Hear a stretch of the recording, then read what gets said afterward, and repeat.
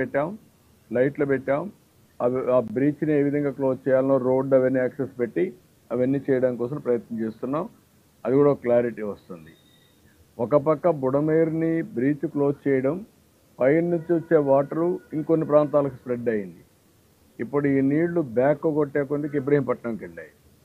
ఇక్కడ కట్టినటువంటి వాల్ ఏదైతే ఉందో ఆ వాల్ కూడా స్వీప్ చేసి వచ్చి కృష్ణలంకకు వచ్చే పరిస్థితికి వచ్చాయి. ఇవన్నీ కూడా టెక్నికల్గా అనలైజ్ చేసుకొని ఇవన్నీ పునరావృతం కాకుండా ఉండాలంటే ఏం చేయాలనో అవన్నీ భవిష్యత్తుకు తయారు చేసుకుంటాం. కానీ ఫస్ట్ మేము చేయాల్సింది ప్రజల్ని కాపాడడం, వాళ్ళ భద్రతకు భరోసా ఇవ్వడం, వాళ్ళకి ఇమ్మీడియట్గా రిలీఫ్ ఇవ్వడం, వాళ్ళని సేఫ్ ప్లేస్లో తీసుకురావడం, వాళ్ళకి జరిగిన నష్టాన్ని భర్తీ చేయడం, ఇవి ప్రధాన లక్ష్యాలు.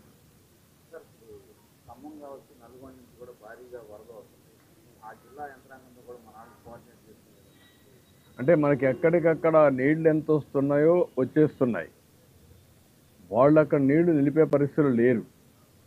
ఎక్కడైతే వర్షం పడిందో ఆ వర్షం అంతా మున్నేరుకు వస్తుంది, లేకపోతే ఇక్కడికి వచ్చే కొందికి బుడమేరుకు వచ్చేస్తుంది. అవన్నీ వచ్చేస్తాయి.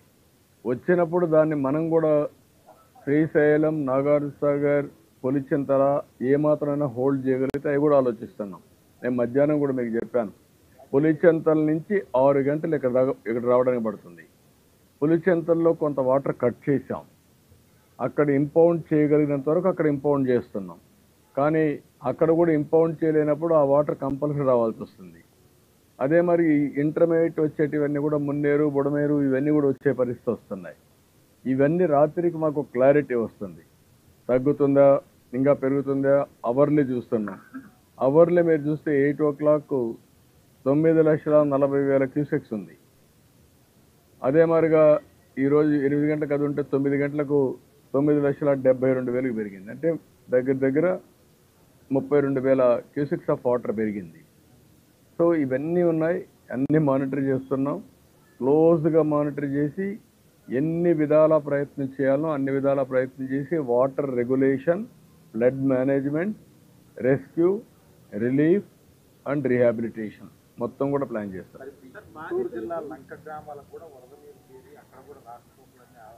ఉన్నాయి, ఆ ప్రాబ్లమ్స్ కూడా వస్తున్నాయి. దానికి కూడా అందుకే రేపు హెలికాప్టర్స్ అన్నీ వస్తే ఎక్కడెక్కడ అవసరమో డిప్లాయ్ చేసుకుంటాం. వాళ్ళకు కూడా ఏమేం చేయాలో అన్ని వర్కౌట్ చేస్తాం. డెఫినెట్గా అడుగుతాం. రేపు ఎన్ని అయిన తర్వాత ఫస్ట్ వాళ్ళకి ఇన్ఫర్మేషన్ ఇచ్చాం, ఒక లెటర్ పంపిస్తాం. జాతీయ విపత్తుగా డిక్లేర్ చేసి రాష్ట్రాన్ని ఆదుకోమని కూడా కోరుతాం. అది రేపు పంపిస్తాం.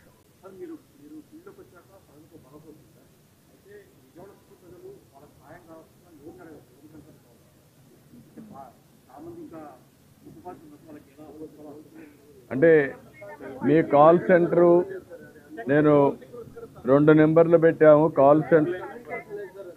అదేమా ఇప్పుడే ఇస్తాను ఆ నెంబరు చూడ ఎటువంటి ఆ నెంబర్ అండి. ఇప్పుడు నేను కమాండ్ కంట్రోల్ నెంబర్ 112 లేకపోతే 107 ఈ నెంబర్కి కాల్ చేయండి. 112-107 ఇక్కడ నెంబర్ ఆఫ్ కాలర్స్ని పెట్టాం, నెంబర్ ఆఫ్ లైన్స్ పెట్టాం.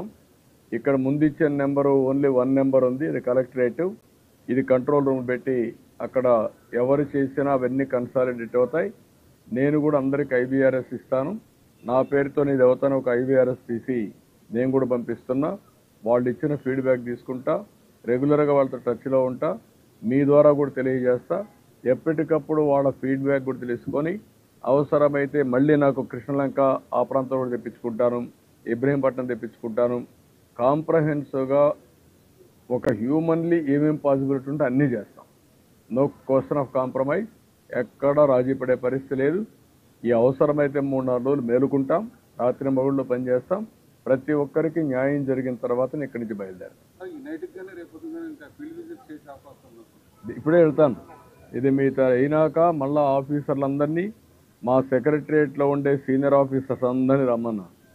ఆల్ IAS ఆఫీసర్స్, సెక్రటరీస్ అందరూ, సీనియర్ సెక్రటరీస్ కూడా ఒక్కొక్క సచివాలయం తీసుకుని మానిటర్ చేస్తాం. మేమేదో పెత్తనం చేయడానికి లేము, మేము ప్రజలకు సేవకులుగా ఉంటాం. వాళ్ళకు న్యాయం జరిగే వరకు ఇక్కడే ఉంటాం. లాస్ట్ టైం కూడా నేను